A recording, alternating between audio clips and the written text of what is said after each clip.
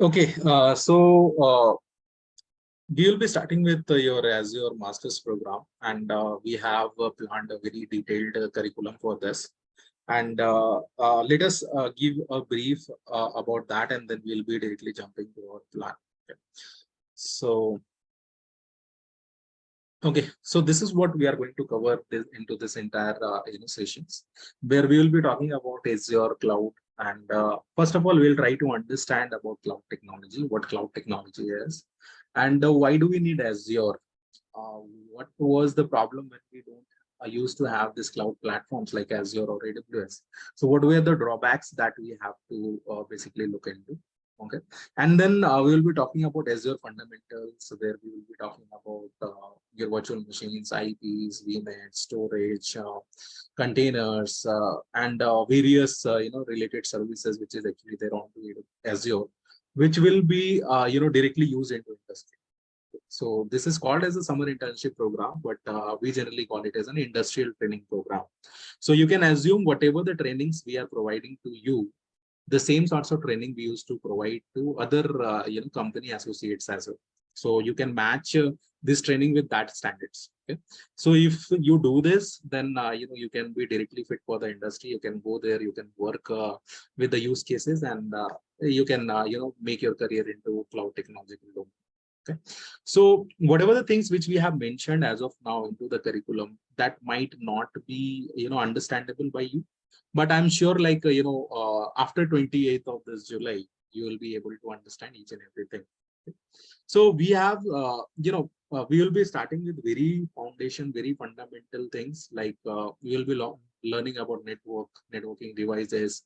We'll be learning about computing devices. We'll be learning about computing models. We'll be moving ahead with your IT process management, and I'll give you a brief idea about DevOps also. Okay. So let me say you that whenever we work into industry, okay, so it is not only a single cloud can help you or a single cloud knowledge can help you. It is not only that if you know Azure, it is going to help you. That's it. No, you have to know AWS as well. You need to know Azure as well. You need to know DevOps as well. Okay. See, earlier it used to happen when we were there in our college days. Hardly any people used to know about this cloud technology. After our fourth year, also, hardly 10 to 15 people you can assume they were aware. Okay, this is one technology into which IT industry is working currently. Okay, apart from that, nobody was even knowing that. But you see, here in our days, in your days, we have synchronized these things. Starting from first year, you will be learning about AWS. Second year, you will be learning about Azure. Third year, you will be learning about DevOps. And if you all do all these things, you will be a cloud masters. Okay? So you can assume whatever the trainings which we used to offer to industry professionals, the same sorts of training you are going to get. And after this, you will be directly taken into projects, and you will be able to take care of your clients as well. Okay. So recently we have also taken in few interns, and they are working in the projects directly. Why? Because they are acquainted with whole trainings, and they now know what to do into industry and how to work into this cloud part. Okay. So this we have fully finalized. So this is what the curriculum we are going to follow. Apart from this part, we will be giving a small introduction or idea about DevOps as well. Okay. What is DevOps? Why it is needed? Basically, we will be giving a brief overview onto IT process management. So generally, we used to do this part as well. See, whenever we are, see, after 2 years, you are going to work into an IT industry, right? So you should be aware about what are the roles which are available into IT industry. If you are learning Python, what kind of profile you are going to get into industry? If you are learning AWS, if you are learning Azure, if you are learning data science, so what kind of roles and responsibilities you are going to get into industry? So being into IT field, I am aware about how IT process actually works. Okay, you can also assume like हम लोग भी क्या करते हैं IT industry. What we do, we used to develop softwares, या फिर हम लोग कोई भी software को manage करते हैं, correct? The same kind of things, how it is practiced into industry. अब हम बोल रहे हैं कि सॉफ्टवेयर डेवलप करते हैं या सॉफ्टवेयर को मैनेज करते हैं. So how do we do that? Software को डेवलप कैसे करते हैं? So we used to develop with the help of any programming language. आप प्रोग्रामिंग लैंग्वेज यूज कर रहे हैं, maybe I am using Python, चलो पाइथन यूज करके अगर हम एक सॉफ्टवेयर को बना रहे हैं, so you might have seen like Python file का एक्सटेंशन होता है डॉट पीवाई फाइल। सो वो डॉट पीवाई फाइल से लेकर के डॉट ईएक्सी फाइल जनरेशन तक का, this entire scenario how it is actually done into industry, ये कैसे पूरा सिनेरियो कवर्ड होता है, एक डॉट पीवाई फाइल से एक डॉट ईएक्सी फाइल तक हम लोग बनाते कैसे हैं, और अगर कोई प्रोडक्ट है तो उसको हम लोग मैनेज कैसे करते हैं। So this is the general thing which is actually done into industry, right? So I should be aware about कि अगर हम DevOps पढ़ रहे हैं, अगर हम AWS पढ़ रहे हैं, अगर हम Azure पढ़ रहे हैं, where I am going to land into IT industry, what is going to be my pay scale, what all are going to be my roles and responsibility into industry. अगर हम उसका तैयारी आज से करके चले जाएंगे, it is going to help me, it is going to benefit me at that time, right? You can imagine with a simple example कि अगर मेरे को कल, if suppose I'm going to learn about periodic table maybe tomorrow in my class, और अगर हम उसको आज शाम को थोड़ा सा एक बार रिवीजन करके चले जाएंगे, तो कल क्लास में जब टीचर पढ़ाएंगे ना, तो it will be helpful for me, I will not be feeling board, I will enjoy the class, because वो पहले से हम एक बार रिवीजन करके पढ़ के आ चुके हैं, right? The same way it will help you into industry. If you are learning this entire concept which we are going to deliver into this 25 days training program, what will happen, when you will go to industry, at that point of time you will be aware about this technology, you will be aware about these fundamentals, you will be aware about how to deploy as secured application or secured infrastructure. So if you are able to do that, then obviously you will be enjoying into industry. Otherwise you will feel like, okay, this industry is not for me. Okay. Another thing, few of the people might be thinking about, okay, I'm not good at logical reasoning, I'm not good at problem solving, I'm not good at data structure and algorithm, I'm not good at Python programming, I understand only fundamentals of Python, or I understand only fundamentals of Java, but if some complex things comes, I'm not able to, put my logic over there, I'm not able to make something out of it. Then I would say you are into the right track. This is where IT industry provides a blessings to us. Those who feel like, okay, these complex stuffs, logical algorithm, you are not able to do it, you have landed into the right place. You can learn about cloud technology, you can learn about AWS, you can learn about DevOps. Into this, you don't have to apply data structure algorithm. Into this, you don't have to put on logical reasoning kind of stuffs. You need to learn about lots of tools, how to handle those tools, how to, if you are taking training from a proper place, and if you know how to deploy a secured website, how to deploy a secured application, mobile app, you are at a right place, means you will be done. Okay, and these are highly paid industry. Okay, everywhere, whatever that scenario may be, you are going to get benefited. You will be highly paid, and being into this profile, you will need to know about lots of tools. I can name few of them, right? When you talk about AWS is a separate part where you need to know about AWS fundamentals. So those who have already done it AWS, they will be able to feel like, okay, this is just a shoe, you will be easily able to digest it. Okay, but those who have not done it, no problem, you have to see a single lecture at least thrice or 4 times, then only you will be able to match with our speed. See, our contents, our whatever the trainings which we used to provide, this will be fully content based, means you will be getting lots of content, and that we cover within a very small span of time. What we believe, if we deliver these things within 2 hours, it might be possible that you will not be able to understand fully into the class. Possible.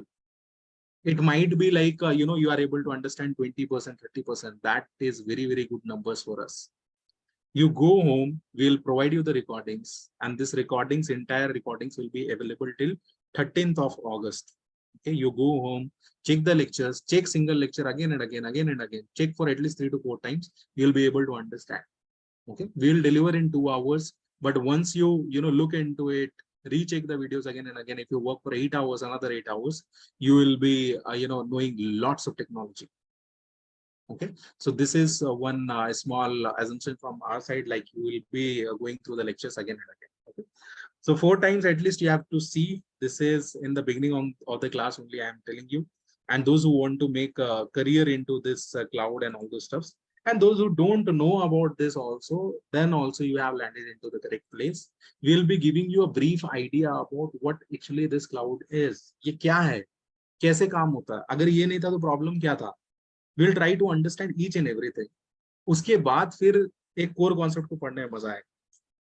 See, generally what we used to follow, ये this is what we feel into with us, कि जब भी हम लोग अगर कोई problem को solve करते हैं या फिर कोई एक टेक्नोलॉजी को पढ़ते हैं, either it is Python or it is Java, Scala, Ruby, or it may be your AWS, Azure, DevOps, whatever it may be.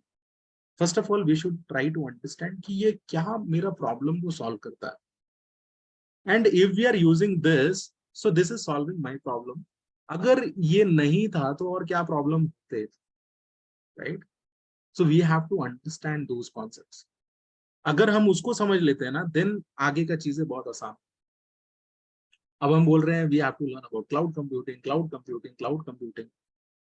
What is this cloud computing? हम लोग थोड़ा उसके बारे में समझते हैं. अभी मार्केट में हम सुन रहे हैं, हम तभी से स्टार्टिंग से बोल रहे हैं, we have AWS, we have Azure, we have DevOps. अभी AWS, Azure, DevOps क्या है? What is GCP? क्लाउड है. क्लाउड के बारे अगर हम मैक्सिमम लोगों से पूछते हैं what is cloud, so they used to say कि कुछ ऐसा स्टोरेज काइंड ऑफ स्टफ्स होगा. बिकॉज सब हमेशा सुन क्लाउड स्टोरेज, कहाँ डाल दो, क्लाउड में डाल दो. सो सबको एक आइडिया, एक बैकएंड में एक मिथ हो गया है कि यार क्लाउड मतलब कि it is kind of a storage type होगा जहां पे हम लोग स्टोर करके डेटा को रखेंगे, but that is not the real meaning of that. Okay, हम लोग वो क्लाउड कंप्यूटिंग के बारे में समझेंगे, बट बिफोर दैट थोड़ा सा फंडामेंटल अपना स्ट्रॉन्ग करते हैं. We will be learning about networking. थोड़ा सा नेटवर्क के बारे एक बेसिक फंडामेंटल्स पढ़ा देते हैं. इसमें वेरियस प्रोटोकॉल्स के बारे थोड़ा सा पढ़ा देते हैं, नेटवर्किंग डिवाइस के बारे पढ़ा देते हैं, and then we will be moving ahead with the further topics. You can assume जिसको कुछ भी नहीं आता, they can also learn from here. Those who logical reasoning, those whose programming part is very weak, definitely you have landed to a correct place. Now you have what you have to do, what we are expecting from our side.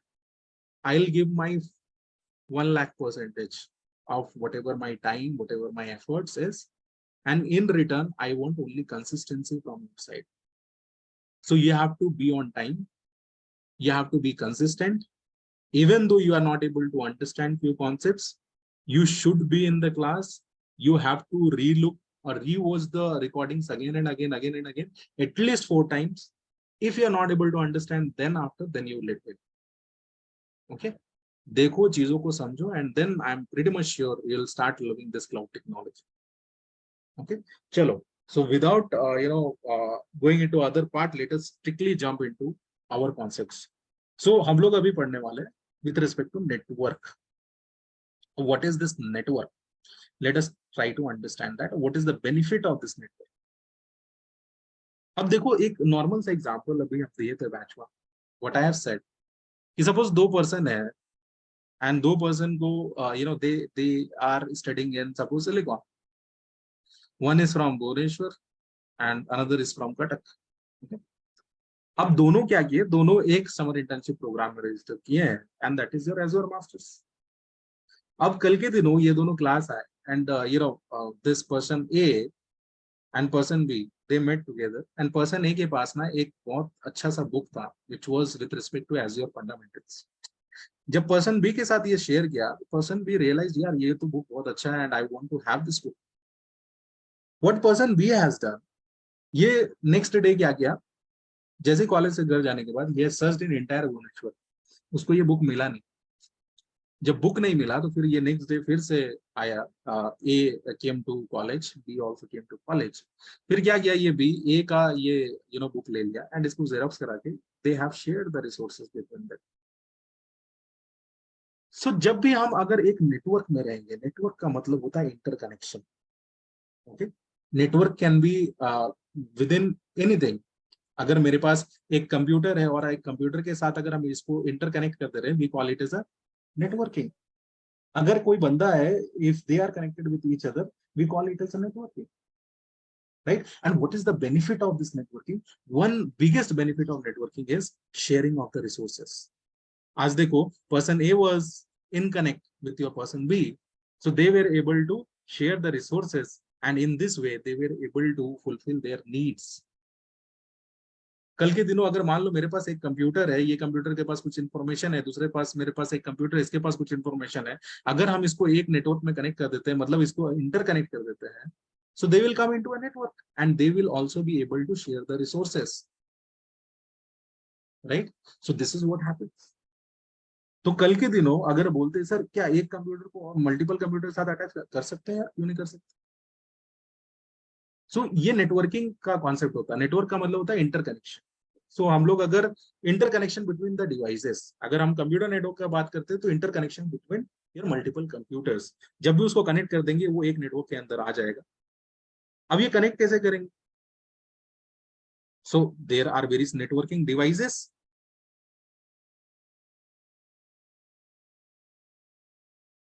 What are this networking devices?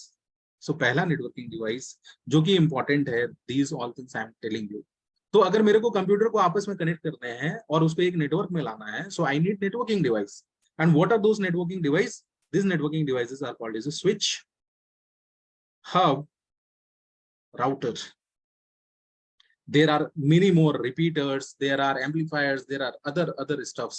We don't have to focus on to those things. जितना चीजें जरूरत है to understand the cloud concepts in a better way, I will be telling you that.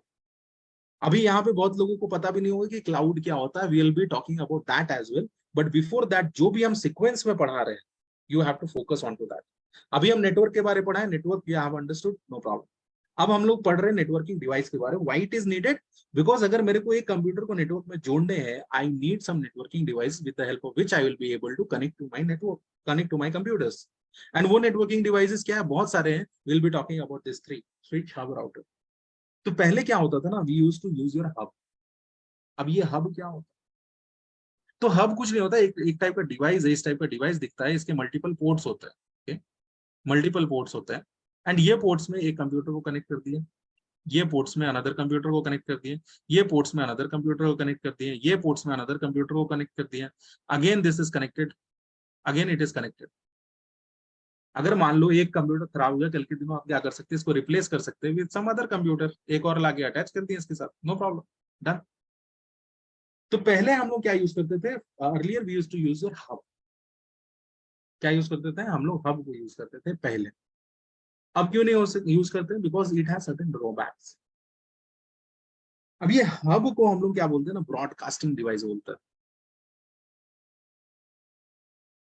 Casting device. और इसको हम लोग बोलते हैं it has single collision domain.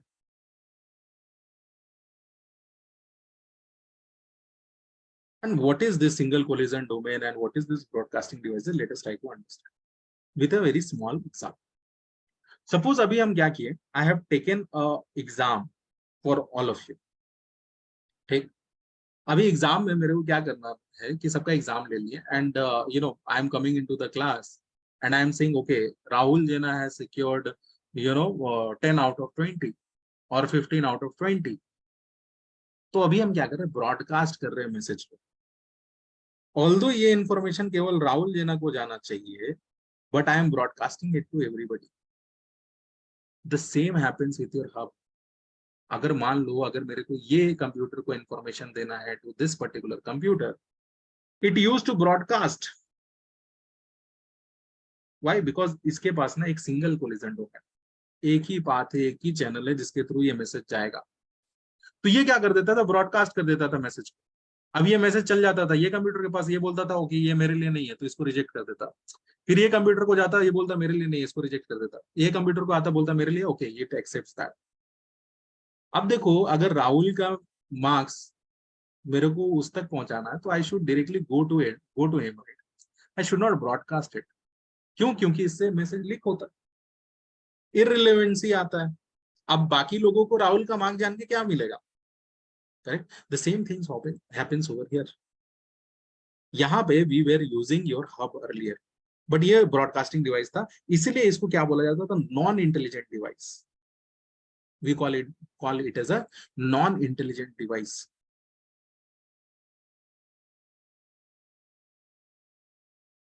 Why? Because this was broadcasting the message. क्यों? इसके पास एक सिंगल कोलिजन डोमेन था, जो ये हर एक कंप्यूटर को, एक मैसेज को अगर दूसरे तक जाना है, ये हर एक को ट्रांसमिट कर देता था, जिसका ये मैसेज होता था उसको वो एक्सेप्ट करता था. Just like I have broadcasted the message, Rahul has secured 15 out of 20, and सबको ये मैसेज चला गया, बट सबके लिए ये रिलेवेंट है.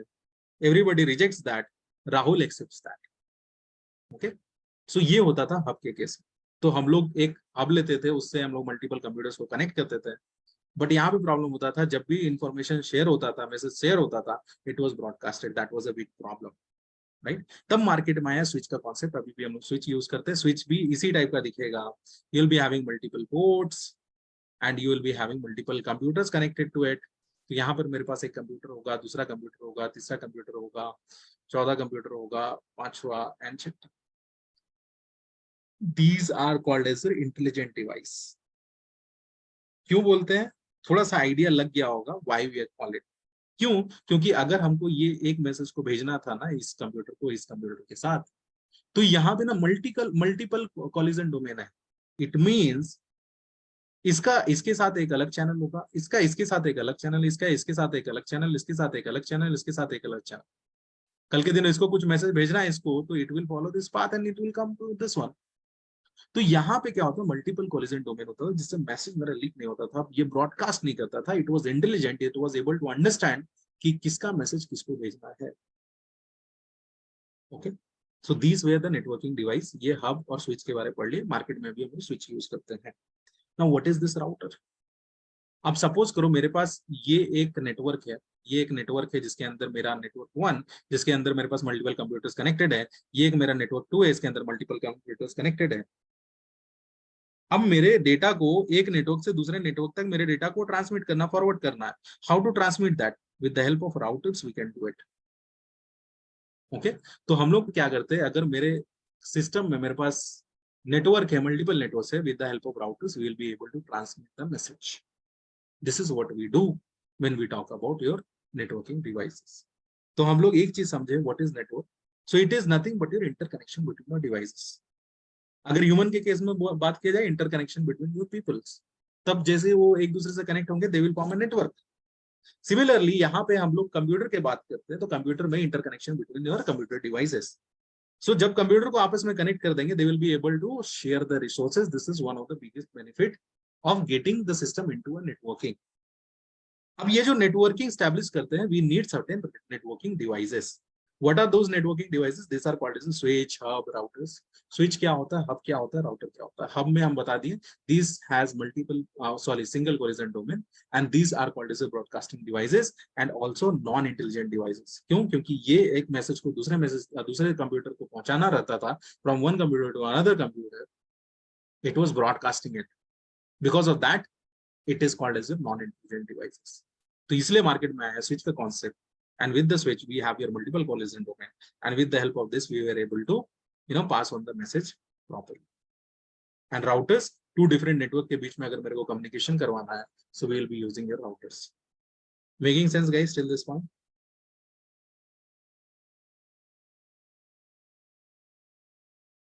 Is it clear? Yes sir. Yes, sir. Yes, sir. Yes sir. Yeah, so I want everybody to be interactive in the class. Okay, otherwise it will be totally a wastage of my time and your time as well. Okay? Those who are attending the class, they need to be active in my class. If I ask something, you have to respond. Okay. Okay, so we will be jumping to the next question now. अब देखो एक चीज यहाँ पे ना, एक चीज थोड़ा सा मिसिंग हो रहा है. अब क्या मिसिंग हो रहा है, let us try to understand. अब हम बोल रहे हैं कि भाई मेरे को एक मैसेज को ट्रांसमिट करना है, एक नेटवर्किंग डिवाइस है मेरे पास, स्विच यूज कर रहे हैं, एंड स्विच यूज करके हम क्या कर रहे हैं, ये मेरा एक कंप्यूटर है एंड दूसरा एक मेरा कंप्यूटर है, इसको मैसेज हम ट्रांसफर कर, नो प्रॉब्लम. अब एक बात बताओ, ये मैसेज ट्रांसफर कर रहे हैं मतलब कि वी आर एस्टेब्लिशिंग कम्युनिकेशन. अभी यहाँ पे सब स्टूडेंट्स हैं, एवरीबडी इज फ्रॉम उड़ीसा या फिर नॉर्थ साइड से, सब कोई यहीं से बिलोंग करता है.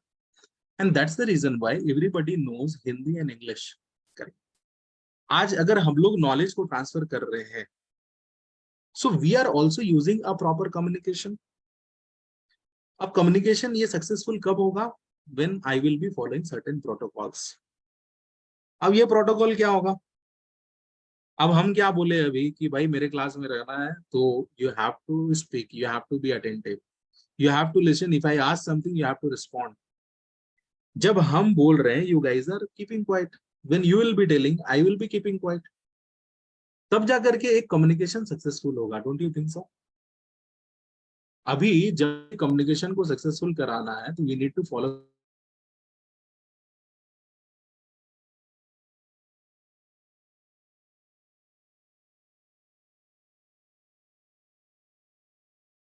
लेके जाओ। करेक्ट। लेकिन यहाँ पे we are keeping it into English and Hindi. Why?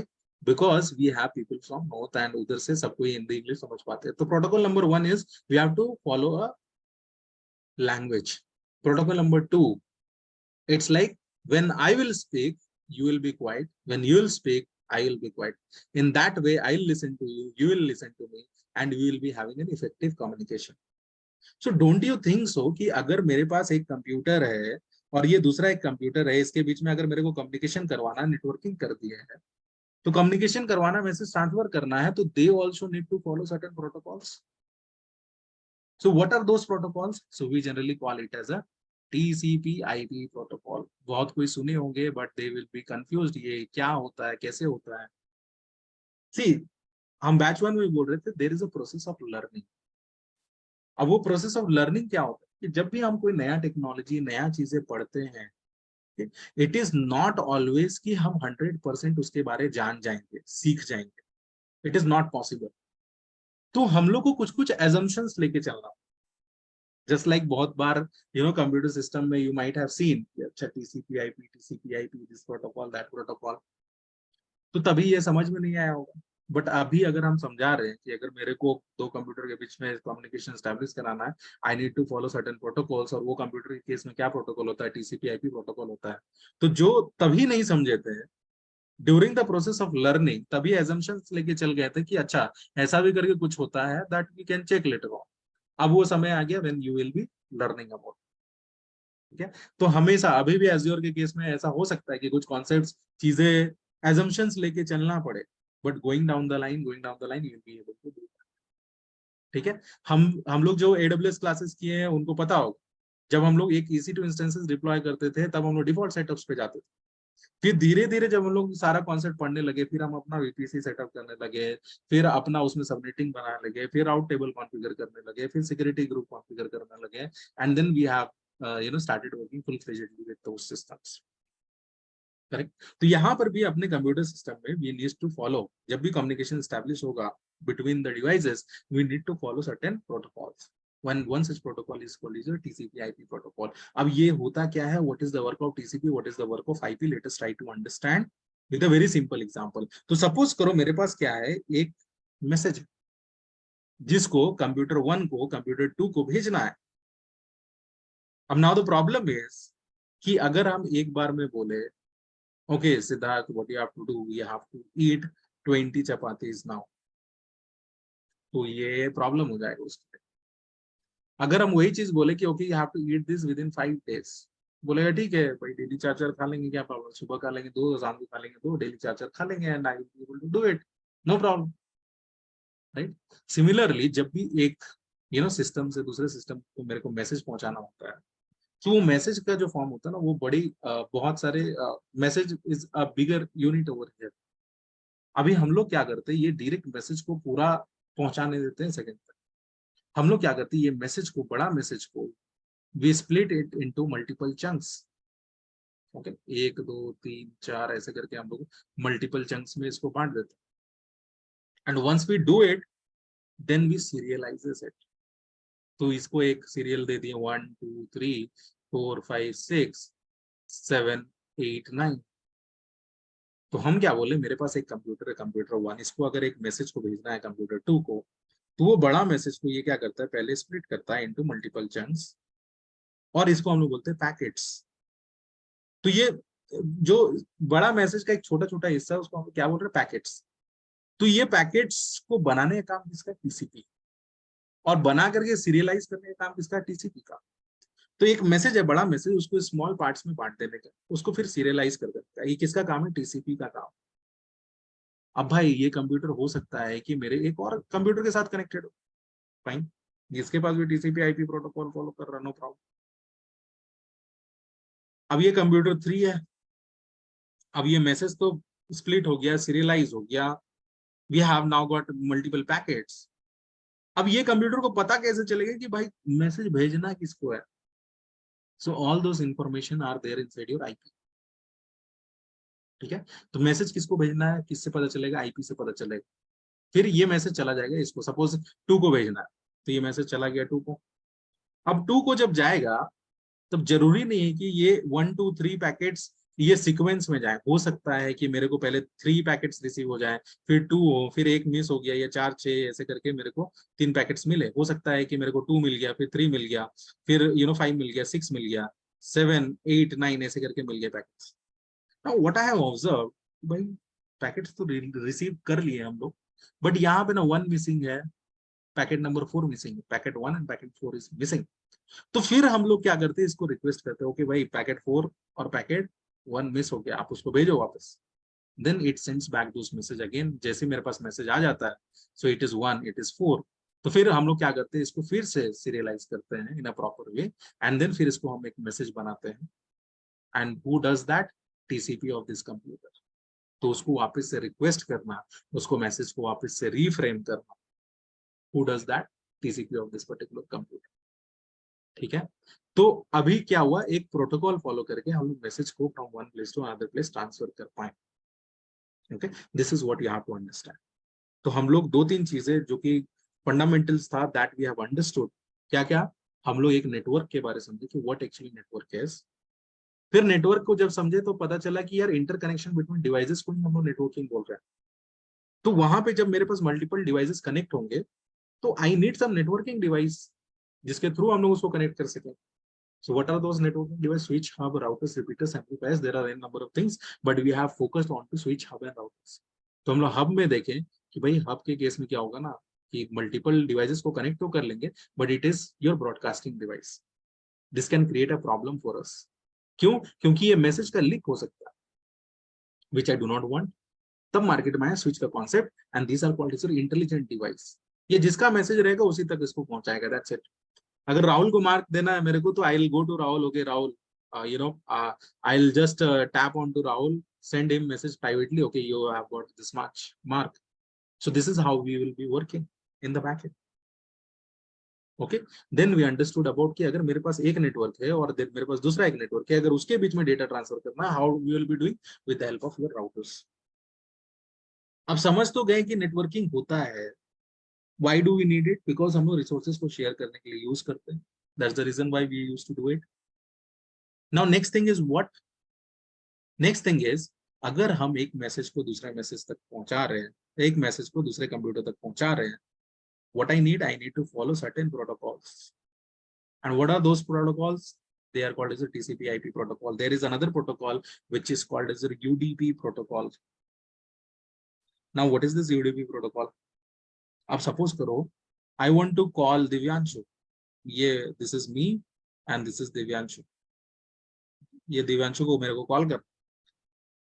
Now I have a device, मेरे पास मेरा एक मोबाइल डिवाइस है, ये मेरा एक दिव्यांशु के पास एक मोबाइल डिवाइस है, हम इसको कनेक्ट किए एंड इसको कॉल लगा ली।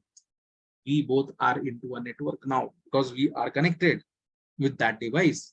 अभी हम दिव्यांशु को बोले, okay Divyanshu, I am conducting Azure internship program.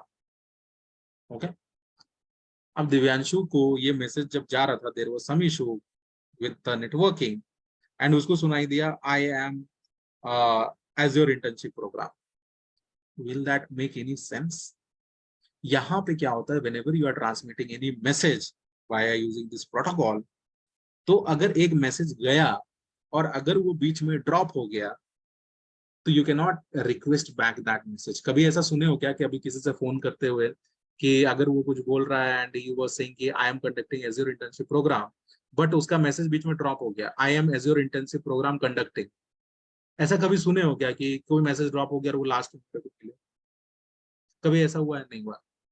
तो दैट फॉलोस यूडीपी प्रोटोकॉल कि भाई अगर हम कुछ बोलेंगे मैसेज चला जाएगा, अगर बीच में कुछ ड्रॉप हुआ तो that is drop means drop, you will not be getting that back. तो अगर मेरे को चाहिए वापस से वो चीजें, तो फिर दिव्यांशु बोलेगा sir can you please repeat that for me. तब फिर हम उसको बोलेंगे, फिर नेटवर्किंग सही रहा तो you will be able to listen to those things clearly. Okay, is it clear guys till protocol? Yes, sir. Yes, sir. Yes, sir. Yes, sir. Yes, sir. Yes, okay. तो चलो, अब ये था थोड़ा सा fundamentals with respect to your networking, ठीक है। Now we will be talking about your other stuffs. अब हम लोग थोड़ा सा क्लाउड कंप्यूटिंग के बारे में पढ़ते हैं, ठीक है। अभी बहुत सारे लोगों को पता नहीं होगा कि ये क्लाउड कंप्यूटिंग है क्या। Okay, so before starting with the cloud computing we will try to understand about your computing. अब कंप्यूटिंग का मतलब क्या होता है? In a simple term if I will say, we can say doing some process.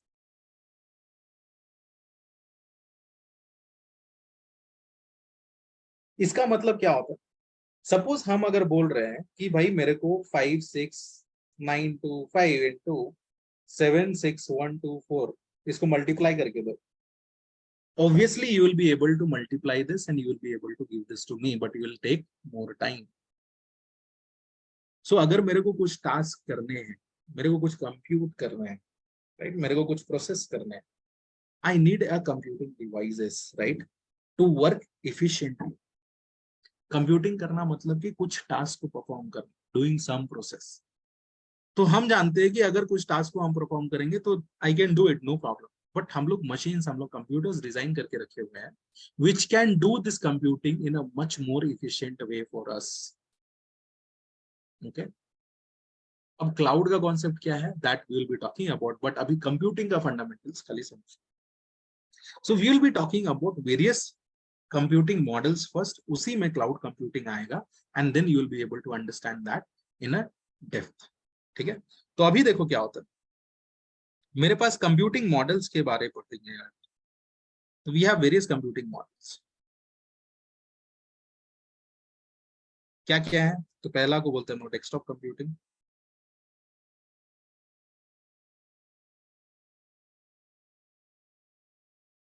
दूसरा को हम बोलेंगे क्लाइंट सर्वर कंप्यूटिंग,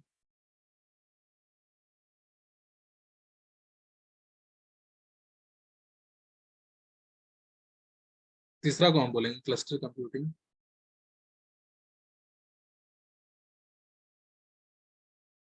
चौथा को हम बोलेंगे ग्रिड कंप्यूटिंग,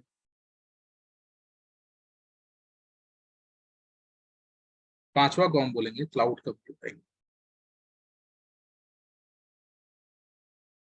सो ये सब को एक एक करके विल ट्राई टू अंडरस्टैंड ये है क्या, कैसे यूज करते हैं, क्या होता है क्या नहीं होता है, will try to understand each and everything with respect to this.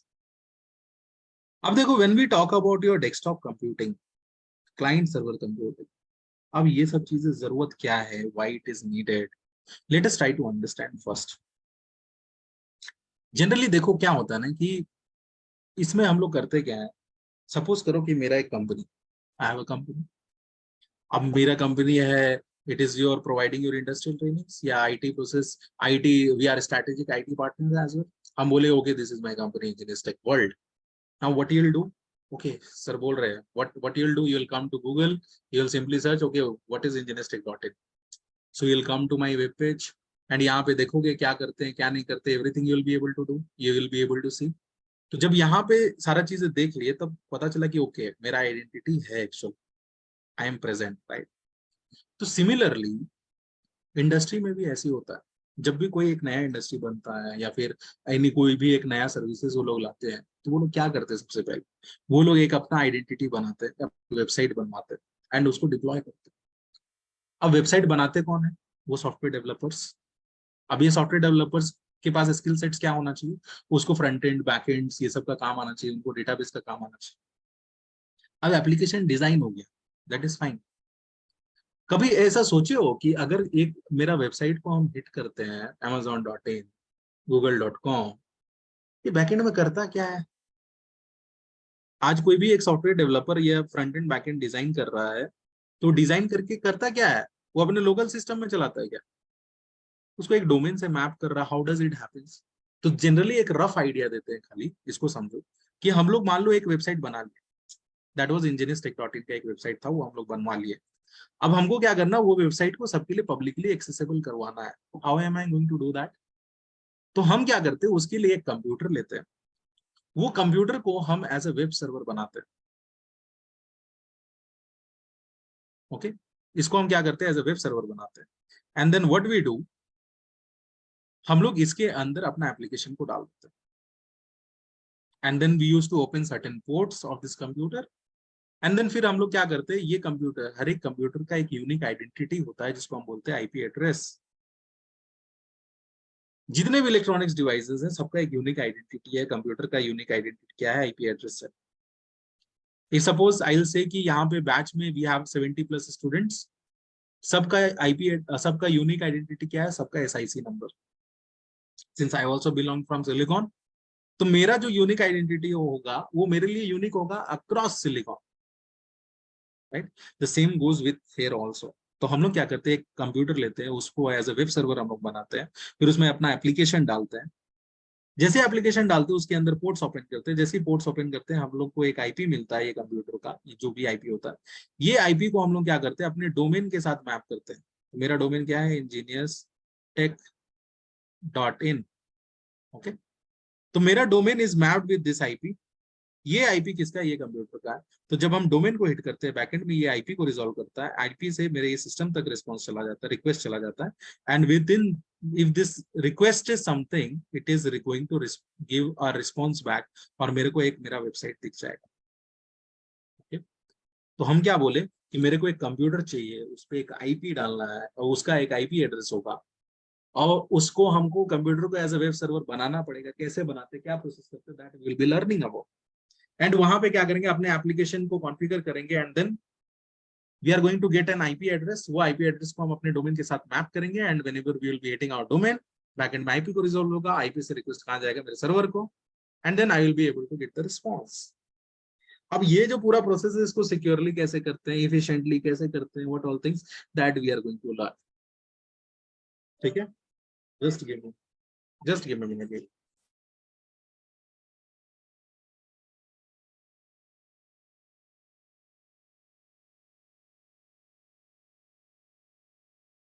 Yes, sorry for that.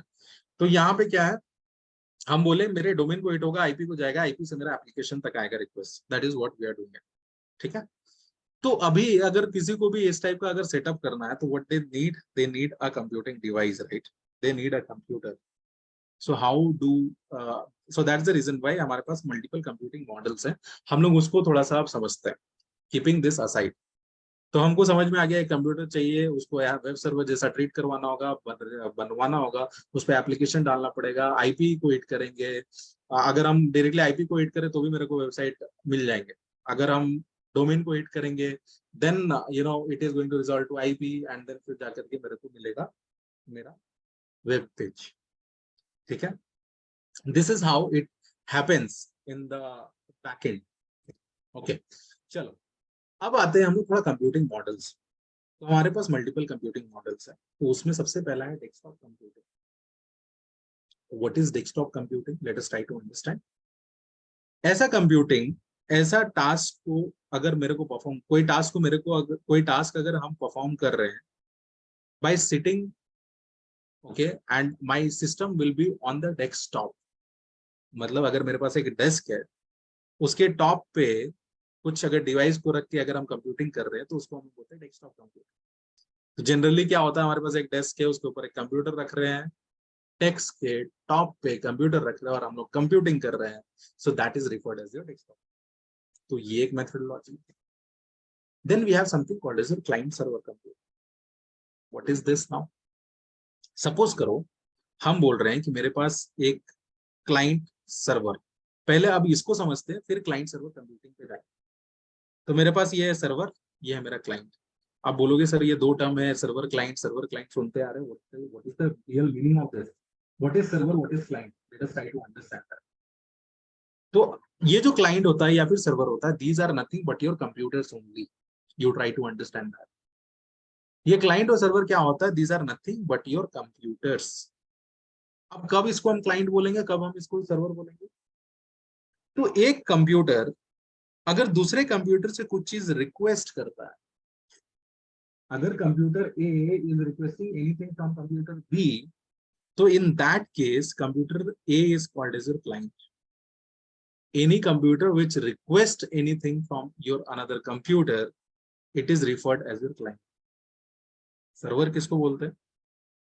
वैसा computer which accepts the request from the client and serves them are called as a server. तो हमारे case में ये जो computer B है, this is referred as your server. Why? Because this particular computer is accepting the request of client and this is actually serving it to your computer A. So इस case में हम इसको क्या बोलेंगे? Client. इसको बोलेंगे server. अब बोलेगा कोई, किसी का क्वेश्चन होगा, सर अब जब भी अगर ये तो एक नेटवर्क में होगा then only client server computing का कॉन्सेप्ट है, मतलब एक मेरा मास्टर होगा एक मेरा स्लेव होगा, like that, no problem. But क्या हमेशा एक सर्वर सर्वर ही होगा? क्या एक क्लाइंट हमेशा क्लाइंट ही होगा? There can be a question. क्या ये सर्वर कभी क्लाइंट नहीं बन सकता? क्या कभी ये मेरे ए से कुछ चीजें रिक्वेस्ट नहीं कर सकता? कर सकता. तो वैसे नेटवर्क को जहां पे मेरा क्लाइंट और सर्वर फिक्स ना हो, डिपेंडिंग ऑन टू रिक्वायरमेंट, मेरा क्लाइंट, मेरा अभी कंप्यूटर ए है, नो प्रॉब्लम. अभी मेरा क्लाइंट कंप्यूटर ए है, एमए सर्वर कंप्यूटर बी है. अभी रिक्वायरमेंट ऐसा पड़ा कि मेरा क्लाइंट बन गया कंप्यूटर बी एंड सर्वर बन गया कंप्यूटर ए. तो उस टाइप के नेटवर्क को हम लोग बोलते हैं पीयर टू पीयर नेटवर्क, या फिर हम बोलते हैं पी टू पी नेटवर्क, जहां पे मेरा क्लाइंट और सर्वर फिक्स्ड ना हो. कभी भी कोई भी computer can act as a client, can act as a server. और हम क्या चीजें बताएं कि मेरा क्लाइंट सर्वर जो मॉडल है, हाउ डज इट वर्क्स. तो मेरे पास वैसे कंप्यूटर जो मेरा कुछ भी रिक्वेस्ट करेंगे to some other computer are called as a client, और वैसे कंप्यूटर जो मेरे रिक्वेस्ट को रिसीव करके, रिक्वेस्ट को एक्सेप्ट करके उसको सर्व करेंगे, they are called as servers. Okay. तो यहाँ पे क्लाइंट सर्वर कंप्यूटिंग मॉडल में क्या हुआ कि यहाँ पे मेरे पास डेस्कटॉप में एक ही कंप्यूटर होता था, उसी पे हम काम करते थे. बट क्लाइंट सर्वर मॉडल में क्या कॉन्सेप्ट आने लगा कि we will be having your server, एक सर्वर होगा, okay, and I can have multiple clients. अब ऐसा हो सकता है कि ये server is acting as a file server, यहाँ पे मेरे पास बहुत सारे फाइल्स रखे हैं. अब ये फाइल को ये कंप्यूटर के को जरूरत है, तो ये क्या करेंगे, हम सारे क्लाइंट को, this is my client, client, client, this computer are requesting this some files from your computer A, and बाकी सब मेरे क्लाइंट्स हैं. This particular computer is requesting some files from client A. This particular computer is again requesting some files from computer A. This particular computer is also requesting some files from computer A. तो इस case में क्या हो जाएगा? This will be called as your server because it is accepting the request and serving me, and rest others are called as your client. Okay?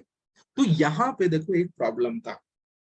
अब problem ये था कि भाई एक एग्जांपल दिए थे, I will give you the same example here, कि suppose करो if I am going to you know if I एक एक एक दही वड़ा वाला, okay, and if he starts a new stall in Patia. तो एक दिन क्या हुआ कि पटिया में वो लगाया अपना first day stall, and you no he was prepared for 100 customer. तो 100 लोग जाकर के उसका you know they have ईटेड the दही वड़ा, एंड उसके बाद फिर जाके क्या हुआ कि next day he was prepared for 150 people. But ये जो 100 लोग जो फर्स्ट डे खाए ना, वो जाकर के और भी लोगों को बताए. Next day he was prepared for 150 people. But the thing got changed, scenario got changed. यहाँ पे 150 की जगह 1000 लोग आ गए. अब 1000 लोग आ गए, do you think he will be able to survive? No, right? ये सर्व ही नहीं कर पाएगा. The same happens over here. अगर यहाँ पे मेरे पास एक सर्वर है, उसके साथ 3 कंप्यूटर अटैच कर दिए, सब रिक्वेस्ट कर रहे हैं, A is able to handle. कल के दिनों और भी अटैच करते जाएंगे. Do you think this A will be able to handle? No. एक सिंपल सा एग्जांपल ले लेते हैं. अगर एक मेरे पास मोबाइल फोन है, अगर मोबाइल फोन में अगर हम 5 एप्लीकेशन को रन करते हैं, it is working fine. At the same time if I से कि ओके मेरे को इसमें 500 एप्लीकेशन इंस्टॉल करो, mobile will hang. The same goes over here. तो क्लाइंट सर्वर कंप्यूटिंग में क्या होता था, मेरा एक सर्वर है, मल्टीपल क्लाइंट्स। अब क्लाइंट को जैसे जैसे बढ़ाते जाएंगे, सर्वर का यूज रिसोर्सेस एग्जॉस्ट होते जाएगा, and there will be a time when this server is going to get crashed. Okay, then हमारे पास कंप्यूटिंग मॉडल आया which is called as cluster computing. अभी क्लस्टर कंप्यूटिंग में क्या होने लगा कि मेरे पास एक सर्वर नहीं थे, अब मेरे पास मल्टीपल सर्वर थे। ओके, अब बोलोगे सर, आप बोलता है कि यहाँ पे मेरा एक सर्वर है, इसका आईपी होता है, आईपी को हम डोमेन के साथ मैप करते हैं, तो डोमेन को हिट करते हैं, आईपी को रिजॉल्व होता है, आईपी मेरे को मेरा सर्वर तक ले जाता है, and I am used to get, I will be getting the application ready, right. लेकिन यहाँ पे तो मल्टीपल सर्वर्स हैं। अगर मेरे को इस टाइप का एनवायरनमेंट सेटअप करना है फॉर माय एप्लीकेशन, यहाँ पे तो मल्टीपल सर्वर्स है, तो मल्टीपल आईपीज होंगे। तो मेरे पास तो एक ही डोमेन है, तो एक डोमेन में मल्टीपल आईपीज को कैसे मैप करेंगे? There can be a question. तो हम लोग क्या करते हैं, यहाँ पे ना बैकएंड में एक लोड बैलेंसर लगाते हैं। लोड बैलेंसर क्या होता है, you can understand, this is also a computer जिसमें ऐसा कॉन्फ़िगरेशन किया गया है कि it will receive the request and it will transmit the request to the multiple servers which is actually attached in the backend। तो ये load balancer से सब मेरे सर्वर्स अटैच्ड होंगे, एंड यहाँ पे मेरे पास क्लाइंट रिक्वेस्ट करेंगे, मल्टीपल क्लाइंट्स विल रिक्वेस्ट, और ये किसको रिक्वेस्ट करेंगे, टू योर लोड बैलेंसर। और लोड बैलेंसर से मेरा ट्रैफिक डिस्ट्रीब्यूट हो जाएगा to your multiple servers, and load balancers में वो कॉन्फ़िगरेशन रहेगा कि किस वे में ट्रैफिक को डिस्ट्रीब्यूट करना। सपोज अभी 100 ट्रैफिक्स आए, तो ये हो सकता है 40 इसको दे दिया, 30 इसको दे दिया, 30 इसको दे दिया। नेक्स्ट टाइम और 10 ट्रैफिक्स आएंगे, तो ये क्या करेगा, 5 इसको दे देगा, 5 इसको दे देगा। नेक्स्ट टाइम और 10 आए तो 5 इसको दे देगा, 5 इसको दे देगा, इसको नहीं देगा। ओके, तो ये load balancer acts smartly in the back and.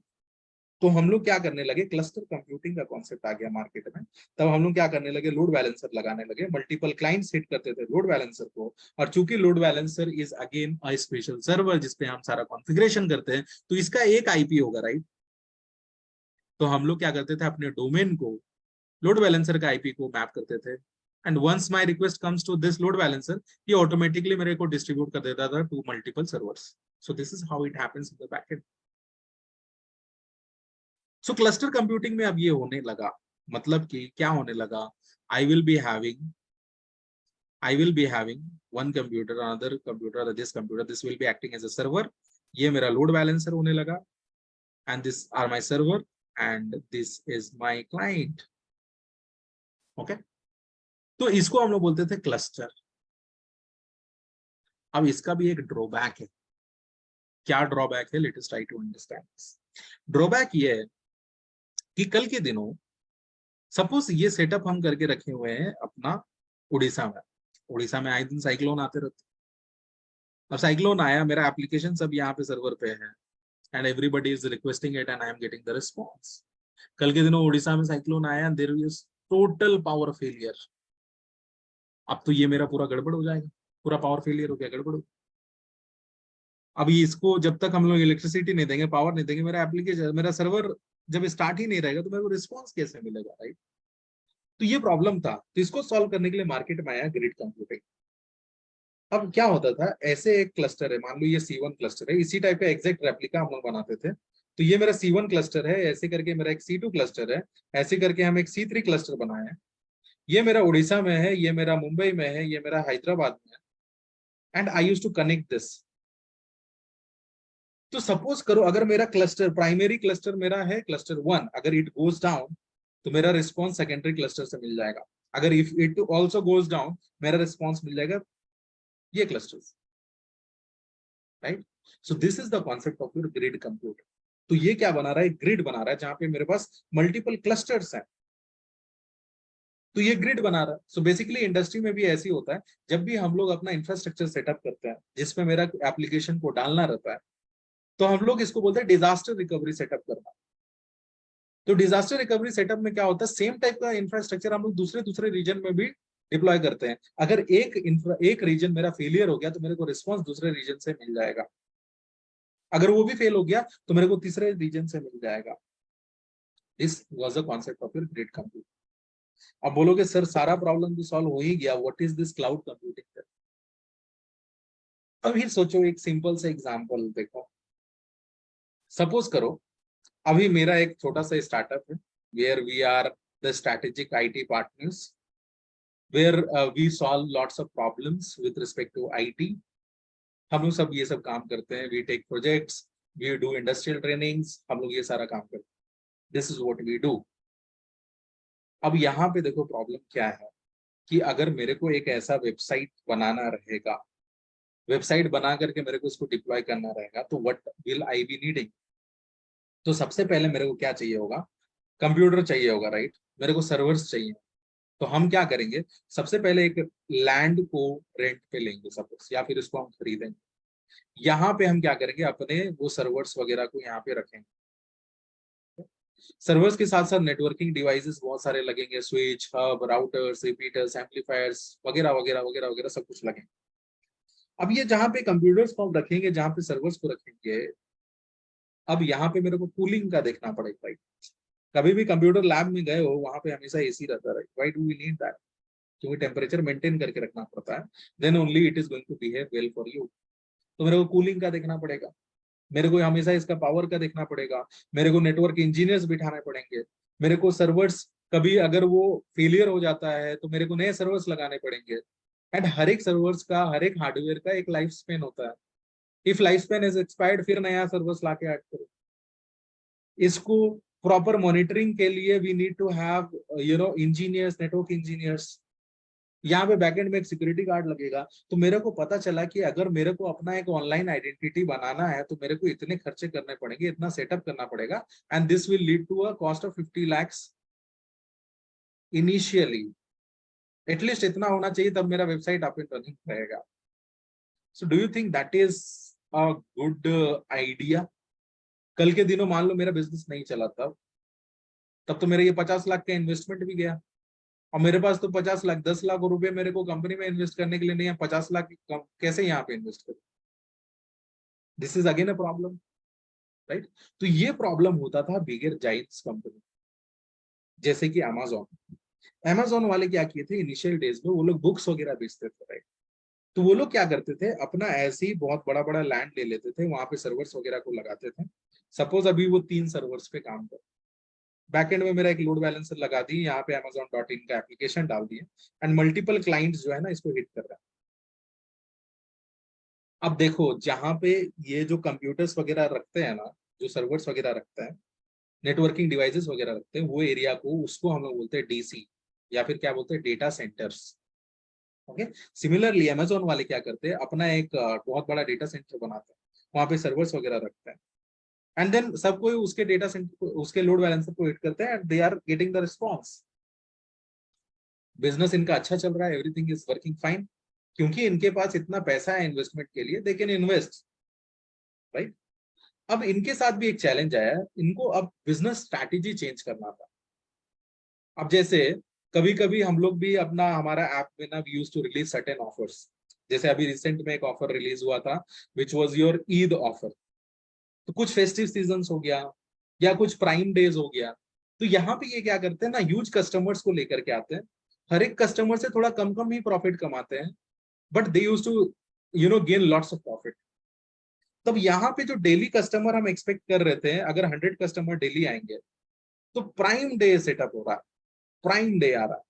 Prime day में क्या होंगे, मेरे कस्टमर बहुत आएंगे, क्योंकि मेरा प्राइस जो होगा, हर एक जो भी मेरे पास अवेलेबल है टू माय प्लेटफॉर्म, हर एक का प्राइस मेरे को डाउन कर दिया। तो मेरे पास कस्टमर जो रेयरली 100 आते थे, हो सकता है 1 लाख आने लगे। अब तो भाई यहाँ पे 3 सर्वर में रिक्वेस्ट मेरा हैंडल हो जा रहा था, हो सकता है कि मेरे को इसको हैंडल करने के लिए आई नीड 10,000 सर्वर्स। अब ये बोले कि चलो मेरे पास कैपिटल है, हम 10,000 सर्वर्स डाल देते हैं। अब ये बैकएंड में क्या किया, 10,000 सर्वर्स लगा दिए, एंड सबको लोड बैलेंसर के साथ कनेक्ट कर दिया। अब ट्रैफिक जो भी आ रहा है ये हिट कर दे रहा है, and I am able to retain my customers. मेरे कस्टमर वहां पे शॉपिंग कर पा रहे हैं, and everything is working fine, and they have made a huge business. Amazon वाले बहुत अच्छा बिजनेस कर लिया। But now the challenge is, prime day lasted for 3 days, after 3 days ये जो 10,000 सर्वर हम लिए हैं, इसमें से तो 3 ही सर्वर मेरा डेली का काम कर दे रहा था, तो बाकी के 9,997 server is a waste for मी।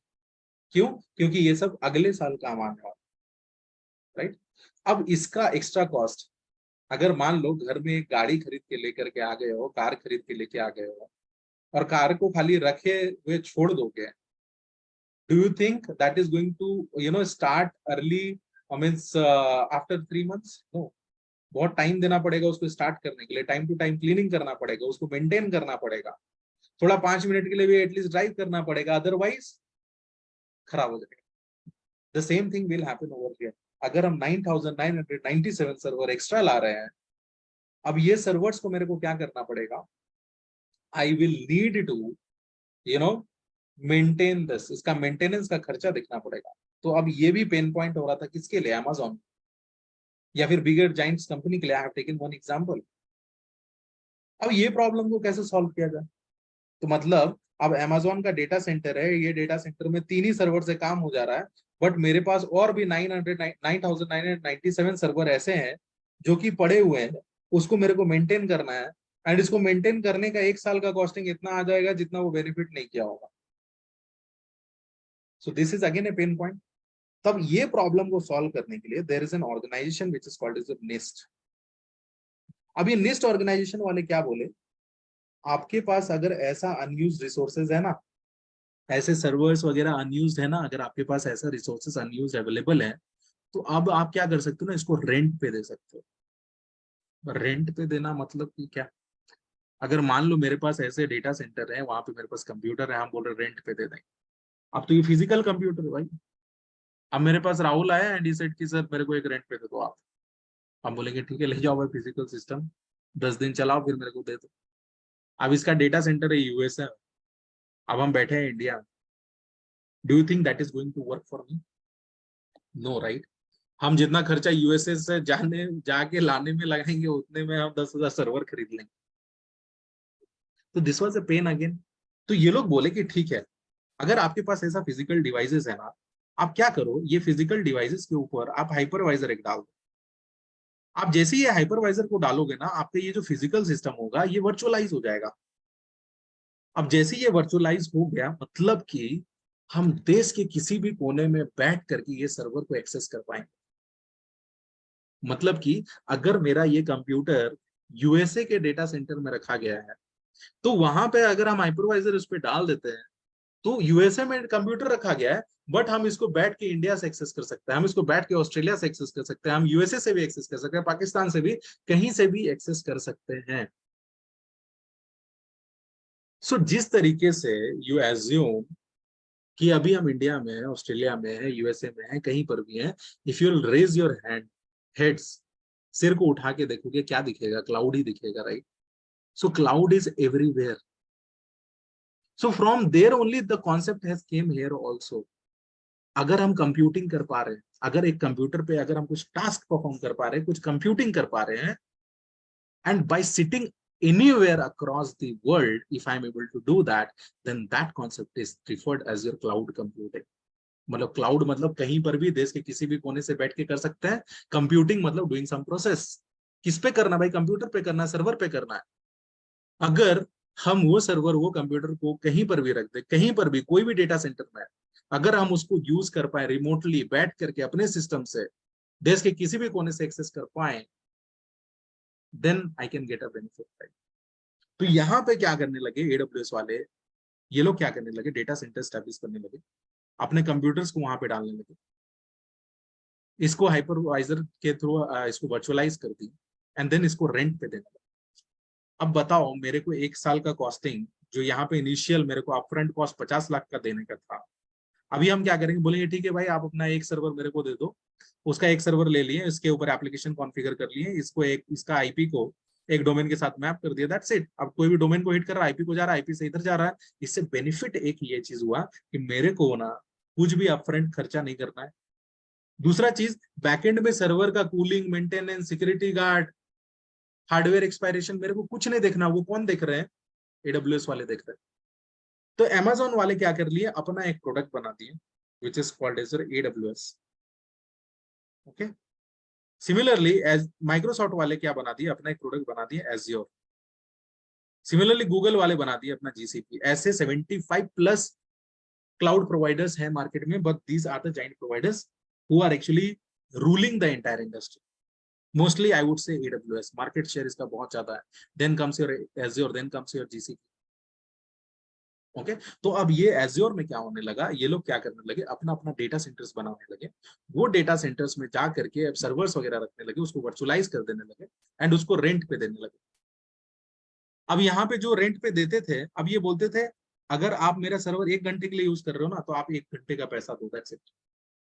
अगर सपोज करो मेरे को एक पार्टी ऑर्गेनाइज करना है एट माई होम, जहाँ पे 600 लोग खाने के लिए आने वाले हैं।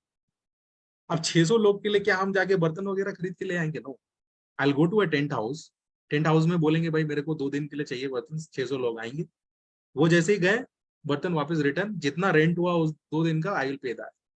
The same thing happens over here. ये लोग क्या बोलते हैं, ठीक है मेरे पास सर्वर है, मेरे पास नेटवर्किंग डिवाइस है, मेरे पास सब कुछ है, आपको जो चाहिए आप ले लो, किस देश के कोने से चाहिए आप उस देश के कोने से ले लो, जितने देर के लिए यूज करोगे उतना देर का मेरे को पैसे दो, बस दैट्स इट। और बाकी आपको कुछ नहीं देखना, बैकएंड का इंफ्रास्ट्रक्चर हम देखने वाले हैं, उसका हार्डवेयर कॉस्ट, डेटा सेंटर में पावरिंग, आउटेज क्या हो रहा है क्या नहीं हो रहा है, सबका सर्विस लेवल एग्रीमेंट साइन कर लेंगे and then you can do the things for us. Okay, so यहाँ पे if you go to internet and if you search for Azure data centers, तो देखो डेटा सेंटर्स कुछ इस हिसाब से दिखता है। ओके, ऐसे मल्टीपल रैक्स होते हैं, इसके अंदर मेरे पास मल्टीपल सर्वर्स वगैरह, हार्डवेयर, मेरे पास वॉल्यूम्स, स्टोरेज, सब कुछ यहाँ पे रहते हैं।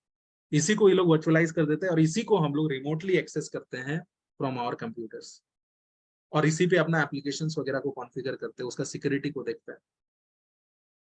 ओके, सो धीरे धीरे ये सारा चीजें कॉन्सेप्ट्स क्लियर होते जाएगा when we will be digging dive into your Azure part. ठीक है, so this is what I wanted to discuss. तो एज्योर में क्या होता है, ये लोग सब का डेटा सेंटर्स है, डेटा सेंटर्स में इनके पास सर्वर्स है, इनके पास नेटवर्किंग डिवाइसेस है, इसको ये लोग वर्चुअलाइज कर दिए, जिसको हम लोग देश के किसी भी कोने से बैठ करके यूज कर सकते हैं, उसके ऊपर अपना एप्लीकेशन कॉन्फ़िगर कर सकते हैं, वो पूरा प्रोसेस को ऑटोमेट कर सकते हैं, एंड जितने देर के लिए यूज करेंगे उतने देर के लिए I will need to pay to Azure. That is what it is saying, right? तो हम लोग अगर if you look into this computing models, then we have understood about everything. हम लोग समझ गए डेस्कटॉप कंप्यूटिंग में क्या होता था, क्लाइंट सर्वर कंप्यूटिंग में क्या होता था, क्लस्टर कंप्यूटिंग में क्या होता था, ग्रिड कंप्यूटिंग में क्या होता था। तो ये सब कंप्यूटिंग मॉडल्स में हम लोग अपना सेटअप करते थे, ऑन प्रेम सेटअप करते थे। क्लाउड कंप्यूटिंग में हमारे पास जो पब्लिक क्लाउड प्रोवाइडर्स हैं लाइक योर AWS, Azure, ये लोग क्या करते हैं, अपना डेटा सेंटर्स बना के रखते हैं, वहां पे अपना एप्लीकेशन, अपना सर्वर्स रखते हैं, उसी को वर्चुअलाइज कर देते हैं, हम देश के भी किसी भी कोने से बैठ के उसको एक्सेस करते हैं। That methodology is called as cloud computing. And वहीं पे हम लोग क्या करते हैं, एप्लीकेशन को कॉन्फ़िगर करते हैं, जितने देर के लिए मेरा एप्लीकेशन को मेरे को लाइव रखना है उतने देर का कॉस्ट मेरे से ये लेते हैं, and that is it. Making sense guys? Yes, sir. Yes, sir. Yes, sir. Feeling sleepy? No, sir. अरे फील, और बाकी सब जो जो कुछ नहीं बोल रहे, it means they are feeling sleepy ना? No, sir. No, sir. Okay, समझ में आया सबको? Sir, I have a doubt, sir. Yes, sir. Yes, yes. First of all, change your name. You have written only your SIC number. Who is this? Who was that?